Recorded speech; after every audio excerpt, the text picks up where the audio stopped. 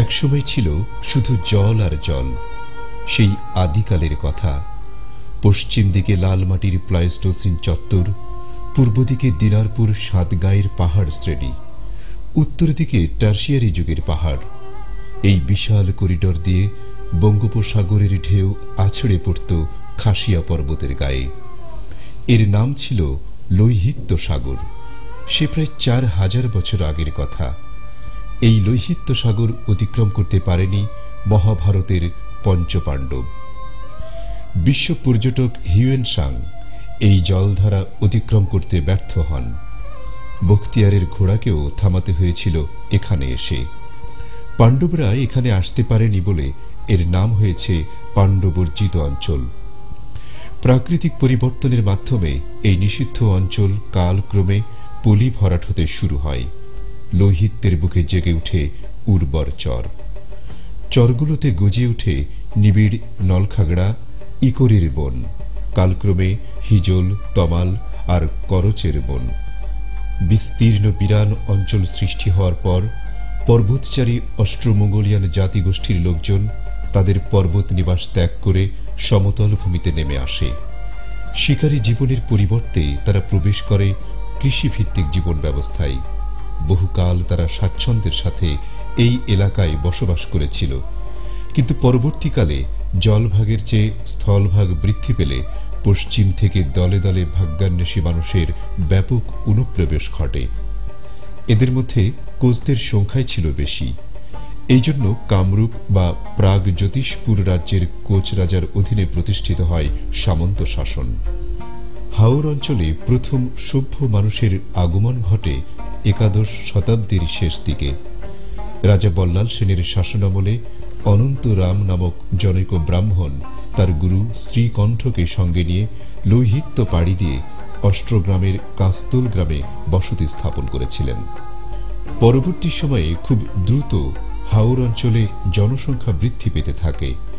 ষোড়শ শতকের কবি নারায়ণ দেব পদ্মপুরাণে লিখেছেন, ছাড়িয়া কায়স্থ কুল লোহিত্য নদীর কূলে, রাঢ় ছাড়ি কইনু আগমন, বোরগাঁও পুণ্যভূমি বসতি করিনু আমি, 10 দিক শোভা অতুলন।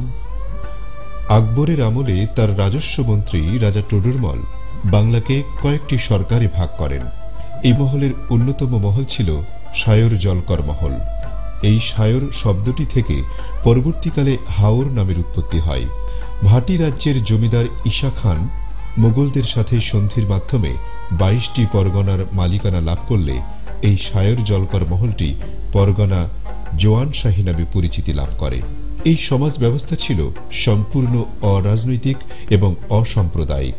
মানুষের মধ্যে পারস্পরিক সম্প্রীতির ফলে এখানে একটি উন্নত সাংস্কৃতিক পরিমণ্ডলের ভিত্তি সূচিত হয়।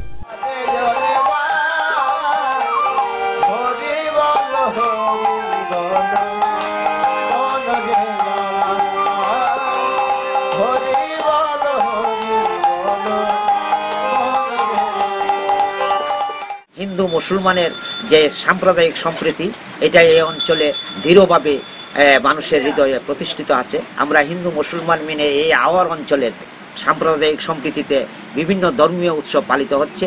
আমাদের ইটনার রাধা গোবিন্দ মন্দিরের বিশেষ অনুষ্ঠান গীতা জয়ন্তী উৎসব 40 প্রহর ব্যাপী এই অনুষ্ঠান হয়। এখানে লক্ষাধিক লোকের সমাগম হয়। হিন্দু মুসলমান সবাই মিলে আমরা এই উৎসবটাকে সাফল্যমণ্ডিত করি। এখানে আসে মানুষ শান্তি পায় এবং আধ্যাত্মিকভাবে একটু প্রেরণা পায়। ডক্টর দীনেশ চন্দ্র সেন চন্দ্রকুমার দে নামক একজন অখ্যাত সংগ্রাহকের মাধ্যমে সপ্তদশ শতাব্দীর যে বিখ্যাত কিছু পালাগান সংগ্রহ করেছিলেন তা আজ বিশ্ব সাহিত্যের অমূল্য সম্পদ। ময়মনসিংহ গীতিকা নামে প্রকাশিত এই পালাগানগুলোর সবগুলো পালাগানই এই হাওর এলাকা থেকে সংগৃহীত হয়েছে।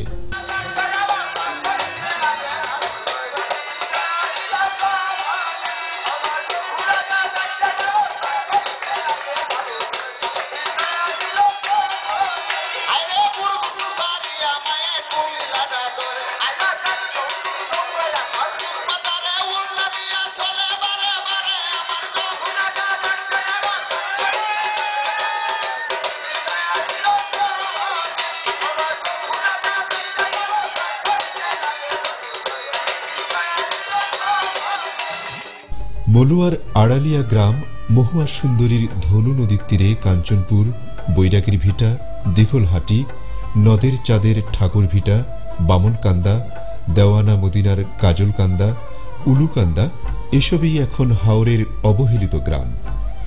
অথচ কাহিনী কাব্যে বিধৃত করুণ গাথার পটভূমি এসব এলাকা সফর করেছেন বিশ্বসেরা ফোকলোরবিদগণ। দক্ষিণারঞ্জন রায় মজুমদার তাঁর ঠাকুরমার ঝুলি এখান থেকেই পূর্ণ করেছেন। বিখ্যাত সংগ্রাহক আশরাফ সিদ্দিকী, মোহাম্মদ সাইদুর প্রমুখ লোকবিজ্ঞানীগণ এখান থেকে সংগ্রহ করেছেন নিমাই সন্ন্যাসীর গান, ব্যাং বিয়ার গান, নৌকা বাইছের গান ইত্যাদি লোকায়ত সংস্কৃতি, যা বাংলা একাডেমির সংগ্রহশালাকে সমৃদ্ধ করেছে। সংসারে আসিয়া রহিল মজিয়া,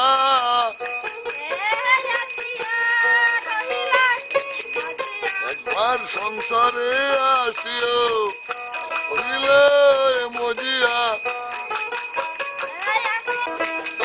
আপন কর্ম পুঞ্জ হে সমন,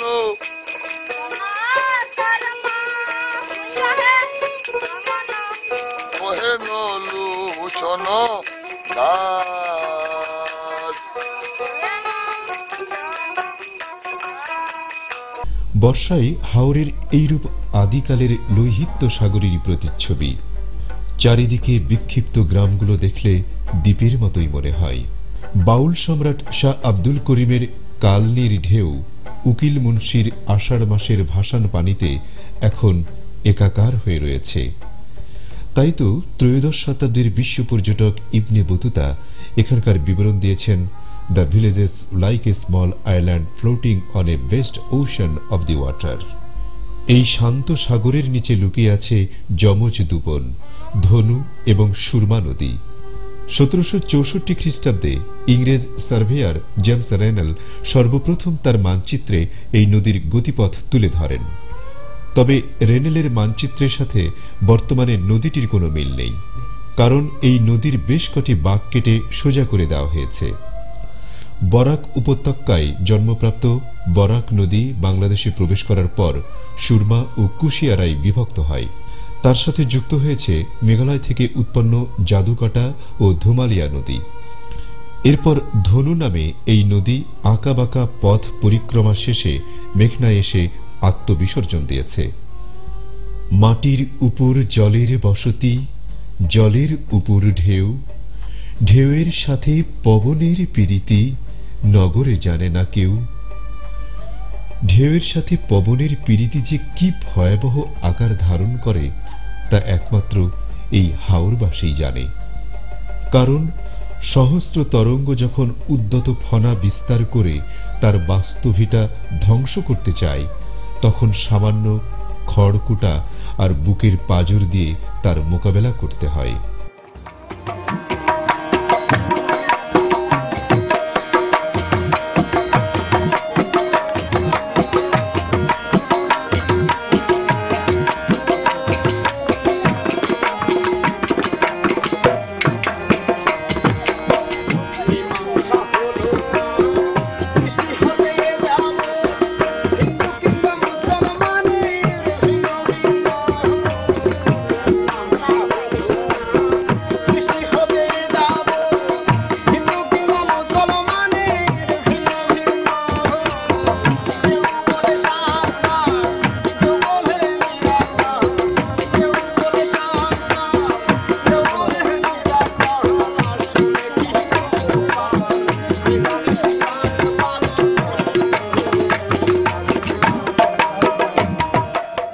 তারপরও দিনকাল ভালোই কেটে যাচ্ছিল।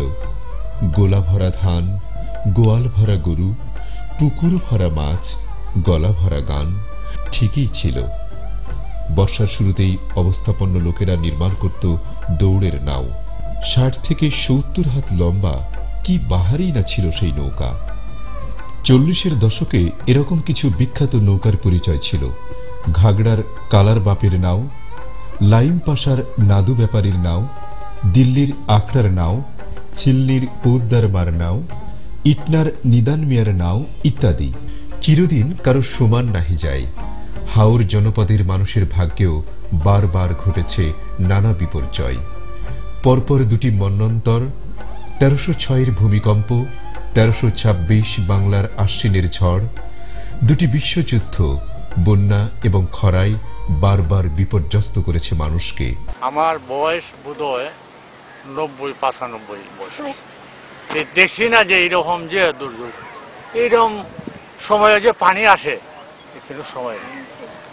তখন এই ক্ষেতের মাঝে ধান আমি বোধহয় 1000 মনের মতন ধান পাইলাম। এই দলে 100-3 250 মন ধান এরকম হবে। খাটাইছিও যে দর দিয়ে করলে চলে, কাঁচা জমি কাটিয়ে আনছি। এখন কিভাবে যে রেন পেন করে গৃহস্থী করছি, কিভাবে যে আমি চলবো ওইটা তো আর বলা বা হইল। খালি আমি না, দেশের সবাই লোক।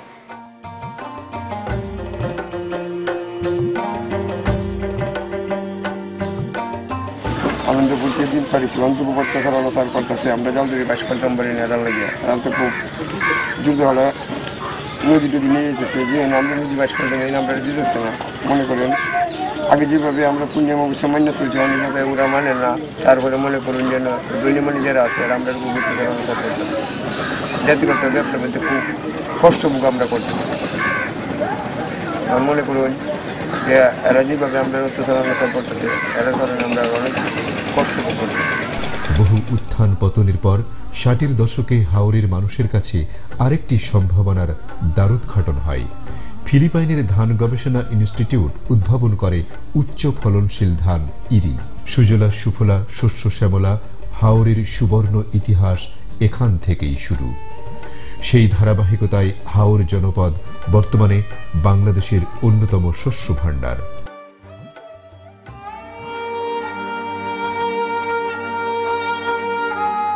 চন্দ্রদ্বীপের লবণমহলের দেওয়ান শ্যামসুন্দর বসু জয়সিদ্ধি গ্রামে বসতি স্থাপন করেছিলেন। তারই দৌহিত্র আনন্দমোহন বসু এই উপমহাদেশের একজন প্রথিতযশা মনীষী। পিতা পদ্মলোচন বসু এবং রত্নগর্ভা মাতা ছিলেন উমা কিশোরী দেবী। গণিত শাস্ত্রে অসাধারণ কৃতিত্বের জন্য তিনি রায়চাঁদ প্রেমচাঁদ বৃত্তি লাভ করেছিলেন। এই বৃত্তির অর্থ দিয়েই তিনি ইংল্যান্ড গমন করেন। অঙ্কশাস্ত্রে বিরল কৃতিত্বের জন্য তিনি প্রথম বাঙালি হিসাবে র্যাংলার খেতাব পান। অতঃপর ব্যারিস্টারি পাশ করে দেশে ফিরে আসেন। তিনি ছিলেন ভারতীয় জাতীয় কংগ্রেসের প্রথম সংগঠকদের একজন, ভারতীয় ছাত্র আন্দোলনের জনক এবং বঙ্গীয় রেনেসার প্রাণপুরুষ। আধুনিক চিন্তা চেতনা এবং মুক্তবুদ্ধির সংগ্রামে তিনি ছিলেন এক আপোষহীন সৈনিক। কলিকাতা বিশ্ববিদ্যালয়ের সিনেট সদস্য ও ফেলো, বঙ্গীয় ব্যবস্থাপক সভার সভ্য ও শিক্ষা কমিশনের সদস্য হিসেবে তিনি অনেক গুরুত্বপূর্ণ ভূমিকা পালন করেছিলেন। ময়মনসিংহে তিনি প্রথম ব্রাহ্ম সমাজ প্রতিষ্ঠা করেন। আনন্দমোহন বসু ছিলেন আধুনিক ময়মনসিংহের স্থপতি। তার নামে প্রতিষ্ঠিত আনন্দমোহন কলেজ ময়মনসিংহবাসীর অকৃত্রিম শ্রদ্ধা ও কৃতিত্বতার প্রকৃত নিদর্শন। ব্যক্তিগত জীবনে তিনি বিজ্ঞানী জগদীশচন্দ্র বসুর অভিন্ন হৃদয় বন্ধু ছিলেন এবং তার ভগ্নী স্বর্ণপ্রভা দেবীকে বিবাহ করেন। তারা উভয়ই কবি রবীন্দ্রনাথ ঠাকুরের প্রিয় পাত্র ছিলেন এবং জোড়াসাঁকোর ঠাকুরবাড়িতে নিয়মিত যাতায়াত করতেন। আনন্দমোহন বসুর ভাইপো হেমেন্দ্রমোহন বসু এইচ.এম. বসু নামে পরিচিত ছিলেন। তিনি ছিলেন এইচ.এম.বি. নামক